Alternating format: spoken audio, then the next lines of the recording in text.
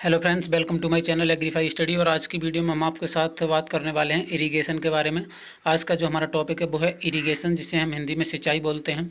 तो आज इरिगेशन के बारे में सारी चीज़ें हम आपके साथ में डिस्क्राइब करने वाले हैं एंड पूरा एक्सप्लेन करेंगे कि क्या क्या चीज़ें इसके लिए होती हैं, इसमें कौन कौन से पॉइंट्स आते हैं, जैसे कि इरिगेशन हम कब करनी चाहिए, कितना वाटर अप्लाई करना चाहिए और कैसे हमें इरिगेशन करनी चाहिए जिससे हमारी जो फसल है वो अच्छी तरह से ग्रो हो एंड हाईएस्ट प्रोडक्शन हमारे लिए देखने के लिए मिले। तो इसके लिए आप वीडियो को लास्ट तक देखते रहिए। वीडियो बहुत ही ज़्यादा इम्पोर्टेंट एंड नॉलेजेबल है और इस टॉपिक से रिलेटेड क्वेश्चंस जो हैं वो आपके चाहे यूनिवर्सिटी एग्ज़ाम हो या फिर कॉलेज एग्ज़ाम हो या फिर कोई कॉम्पिटिटिव एग्ज़ाम हो, तो सारे एग्ज़ामों में आपको इससे रिलेटेड जो क्वेश्चंस हैं वो देखने के लिए मिल जाते हैं। तो चलिए वीडियो को शुरू करते हैं। इससे पहले अगर आप हमारे चैनल पर नए हैं तो चैनल को सब्सक्राइब करके बेल आइकन को प्रेस कर लीजिए एंड इस वीडियो को अपने दोस्तों के साथ ज़्यादा से ज़्यादा शेयर करिए, जिससे कि जो सारे एग्रीकल्चर के स्टूडेंट्स हैं वो इस वीडियो को देख पाएँ एंड अपनी नॉलेज का जो लेवल है उसे बूस्ट कर पाएँ और काफ़ी अच्छी तरीके से जो इरिगेशन वाला पार्ट है उसके लिए समझ पाएँ। तो सबसे पहले मैं बात करता हूँ वाटर की।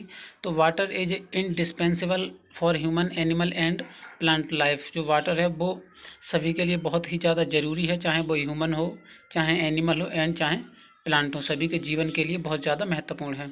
When plants are green, water constitute over 90% और प्लांट बॉडी वेट। जब प्लांट जो हमारा हरा होता है उस समय क्या होता है कि उसकी जो बॉडी होती है उसमें उसकी बॉडी के वेट का 90% जो है वो पूरा वाटर ही रहता है। ठीक है। Water availability influence various biochemicals and physical process in plants. जो वाटर है हमारा वो बहुत सारी चीज़ों के लिए इन्फ्लुएंस करता है, जैसे कि प्लांट्स की बायोकेमिकल प्रोसेस होती हैं एंड जो फिजियोलॉजिकल प्रोसेस होती हैं प्लांट्स के अंदर, वो सारी चीज़ें जो है वाटर करने में मदद करता है। Water is one of the most important input essential for the production of crops. Water जो है वो एक बहुत ही महत्वपूर्ण इनपुट्स है हमारा, ठीक है, जो कि हमारी फसल का प्रोडक्शन लेने में हमारी मदद करता है या फिर आवश्यक है। Plant need it continuously during their life and that too in huge quantities. ठीक है। एक बड़ी क्वांटिटी में वाटर प्लांट्स के लिए आवश्यक होता है जब वह अपनी लाइफ के ग्रोइंग पीरियड में होता है। ठीक है। It profoundly influence photosynthesis, respiration and absorption, translocations and utilizations of mineral nutrients and cell division besides some other process। ये जो है परफॉर्म करता है प्लांट के अंदर फोटोसिंथेसिस जो कि प्रकाश संश्लेषण की क्रिया होती है, एंड रेस्पायरेशन जो श्वसन होता है, absorption, translocation and utilisation of minerals, nutrients में भी ये बहुत ज़्यादा मदद करता है। वाटर के थ्रू जितने भी हमारे जो मिनरल्स होते हैं, जैसे कि चाहे वो मैक्रो हों या फिर माइक्रो मिनरल्स हों, ठीक है, तो वो सारे मिनरल्स जो होते हैं वो वाटर में सॉल्युबल होकर के ही प्लांट को डिफरेंट डिफरेंट पार्ट में जो है पहुँचते हैं। And cell division beside some other process. और जो सेल डिवीजन होता है चाहे वो माइटोटिक हो या फिर म्यूटिक हो, म्यूसिस हो, ठीक है, सारे सेल डिवीजन में वाटर की बहुत ज़्यादा भूमिका रहती है। ठीक है। अब मैं बात करूँगा, यहाँ पर इतना पूरा सब कुछ आपको नहीं बताऊँगा। यहाँ पर आप देखिए, the literal meaning of irrigation is to supply with water by means of artificial canals, जैसे चाहे वो आपकी डिचेज हों एट्सेट्रा। ठीक है। कहने का मतलब यह आर्टिफिशियल रूप से हम जो वाटर अप्लाई करते हैं फसल के लिए उसको हम क्या बोलते हैं, इरिगेशन बोलते हैं, चाहे वो किसी कैनाल के थ्रू हो चाहे वो किसी डिचेज के थ्रू हो, specially to promote the growth of crops, जो कि क्रॉप्स की ग्रोथ को प्रमोट करने के लिए आवश्यक होता है। The word irrigation has been derived from Latin word irrigare from rigare, ठीक है, means to moisten, conduct water.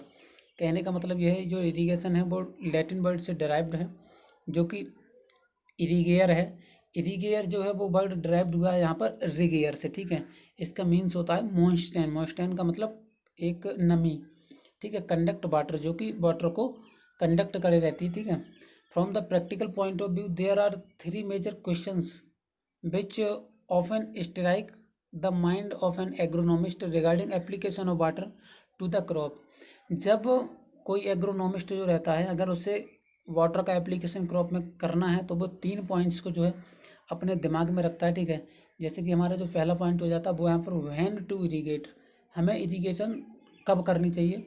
How much water to be applied at each irrigation, कितना वाटर हमारे लिए पर इरीगेशन जो है वो अप्लाई करना चाहिए खेत में। एंड हाउ टू इरीगेट, हमें कैसे इरीगेशन करनी चाहिए, ठीक है, कौन कौन से टाइप्स उसके अंतर्गत आते हैं जिससे कि हम इरीगेशन करेंगे।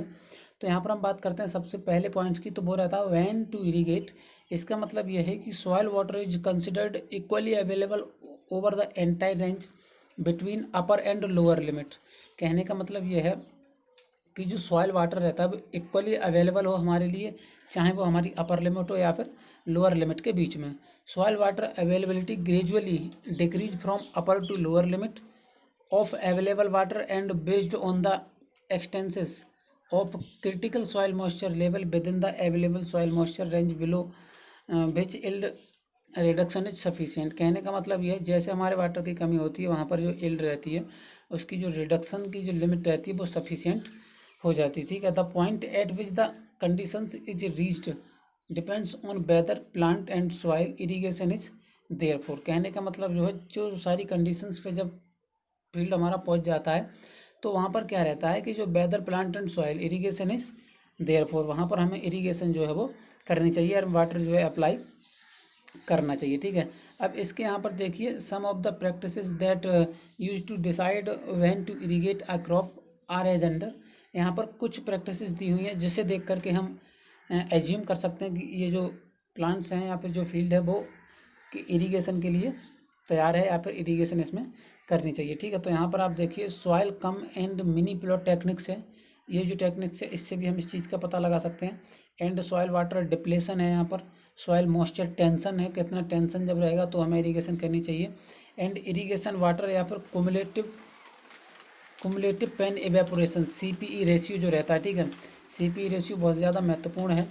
एंड यहाँ पर विजुअल सिम्टम्स को देखकर भी हम इरीगेशन का पता लगा सकते हैं कि अब हमें इसमें इरीगेशन करनी चाहिए, जैसे कि प्लांट सूखता है और बहुत सारी चीज़ें इसमें आपको देखने के लिए मिल जाएंगी। सोइंग हाई सीड रेट, जब हम ज़्यादा सीड रेट सोइंग करेंगे तो उसमें क्या होगा, नंबर ऑफ प्लांट्स फील्ड के अंदर ज़्यादा होंगे और वो मॉइस्चर को बहुत ज़्यादा एब्जॉर्ब करेंगे, जिससे कि जो फील्ड है वो अनमॉइस्चर्ड हो जाएगा और उस सिचुएशन में हम वहाँ पर इरीगेशन कर सकते हैं। एंड यहाँ पर क्रिटिकल क्रॉप स्टेजेस होती हैं, क्रॉप ग्रोथ स्टेजेस, जैसे कि आप अगर देखोगे राइस के अंदर जो हमारा व्हीट होता है उसके अंदर 6 स्टेजेस होती हैं, ठीक है। जैसे पहला हमारा रहता है क्राउन रूट इरीगेशन, फिर टिलर पे रहता है, फिर लेट जॉइंटिंग रहती है, उसके बाद में मिल्किंग स्टेज रहती है, फिर डॉट स्टेज रहती है, फिर उसके बाद एक जो है वो तुम्हारी बाद में होती थी। तो बहुत सारी एप्लीकेशंस जो है वो इस तरह की आप सिचुएशन से भी देख सकते हैं। अब उसके बाद हमारा दूसरा पॉइंट यहाँ पर आता है how much water to be applied at each irrigation.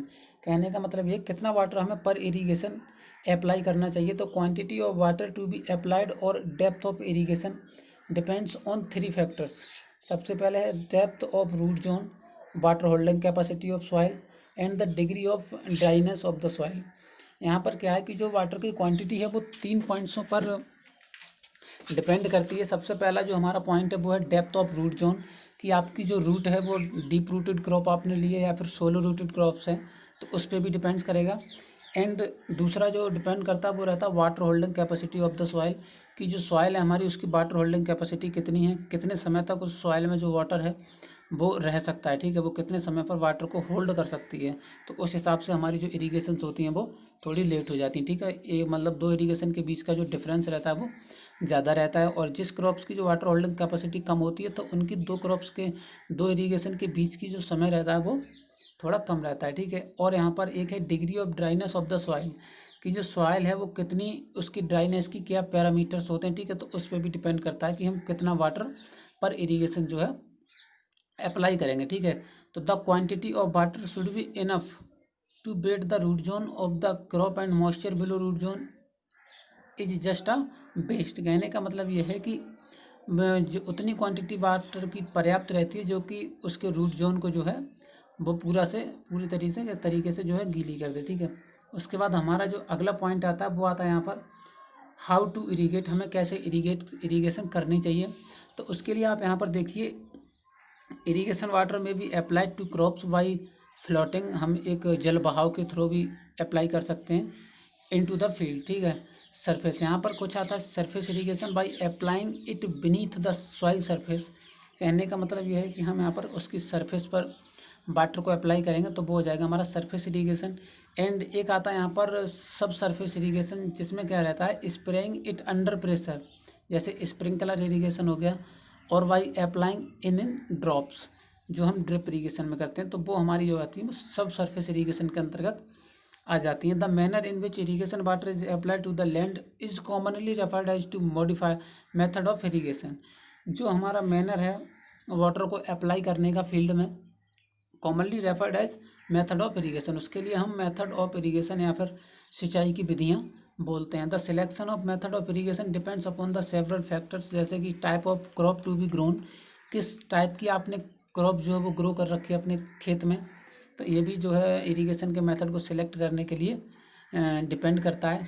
ट्रोपोग्राफी and texture of the soil, आपके जो फील्ड है उसमें ट्रोपोग्राफी कितनी है एंड जो सॉइल का टेक्सचर है वो कैसा है, हाई टेक्सचर सॉइल है या फिर मतलब लो टेक्सचर सॉइल है आपकी, क्लाइमेटिक कंडीशंस वहाँ की कैसी हैं, एंड वाटर रिसोर्सेज कैसे हैं, इकोनॉमिक कंडीशंस कहती है ऑफ द कल्टीवेटर। कहने का मतलब जो है ये जो वाटर को अप्लाई करने का या मेथड ऑफ इरीगेशन अपनाने के कुछ महत्वपूर्ण कारण या फैक्टर्स होते हैं जो कि डिपेंड करते हैं। जैसे कि यहाँ पर आप देखिए टाइप्स ऑफ क्रॉप ग्रोन, आपने कैसी क्रॉप को वहाँ पर लगाया है, फील्ड है जो आपका उसकी ट्रोपोग्राफी कितनी है या फिर जो टेक्सचर है सॉइल का वो कैसा है, एंड क्लाइमेटिक कंडीशंस वहाँ की कैसी हैं, and water resources and economic conditions of the cultivator, जिसने उस क्रॉप को ग्रो कर रखा है उसकी इकोनॉमिक कंडीशंस कैसी हैं।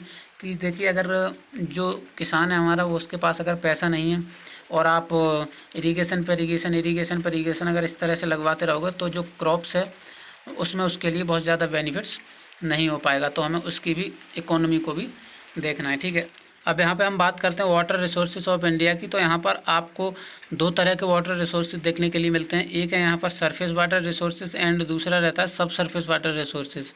तो अब हम बात करते हैं सबसे पहले सरफेस वाटर की। सरफेस पर कौन कौन सा वाटर जो हमारे लिए उपलब्ध रहता है, तो उसमें है surface water is provided by following water of rivers और from still water of tanks, ponds, lakes and artificial reservoirs such as dams, और यहाँ पर बैरेज एंड डाइवर्सनरी जो होती हैं बंड्स होते हैं विद डिफरेंट स्टेज कैपेसिटी। ठीक है, इसमें क्या रहता है कि हमारे पास सरफेस वाटर के लिए जैसे कि कोई रिवर है या फिर कोई हमारा टैंक्स है, पॉन्ड्स कोई तालाब है, लेक्स वगैरह जो भी हमारे रहते हैं। ठीक है, आर्टिफिशियल रिजर्वायर्स होते हैं जहाँ पर पानी को इकट्ठा करके, एंड डैम्स, और बहुत सारे यहाँ पर देखिए पॉइंट्स दिए हुए हैं।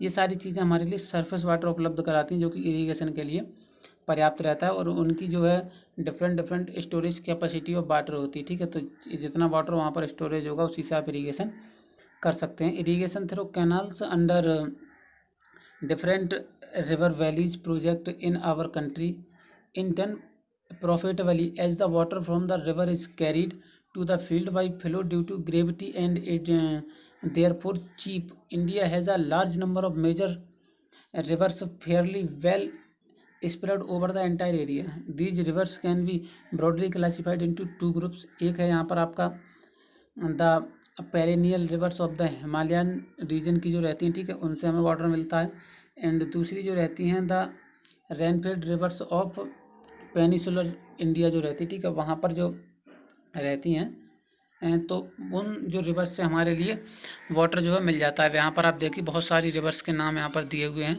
वो सारे आप जो है इसके लिए पॉज करके देख सकते हैं। ठीक है, उसके बाद बात करता हूँ मैं ग्राउंड वाटर के जो रिसोर्सेज रहते हैं उसकी। तो उसमें आपको देखिए सब सरफेस वाटर का जो रहता है, और ground water is fresh water located in the पूरे स्पेस ऑफ सॉइल, जो उसके पूरे स्पेस में रहता है, एंड रॉक्स के अंदर रहता है। ठीक है, it is also water that is flowing within aquifers below the water table. ये एक्वीफर्स के साथ जो है वो फ्लो करता है एंड वाटर टेबल के नीचे। ठीक है, the natural input of sub surface water is seepage from surface water. The natural outputs of sub surface water are spraying and seepage to the oceans के थ्रू, जो seepage वगैरह होता है तो वो रहता है हमारा ग्राउंड वाटर। ठीक है, और ग्राउंड वाटर में हम यहाँ पर जो बहुत सारे पंप्स होते हैं उसे लगाकर भी ग्राउंड वाटर को अप्लाई कर सकते हैं क्रॉप में।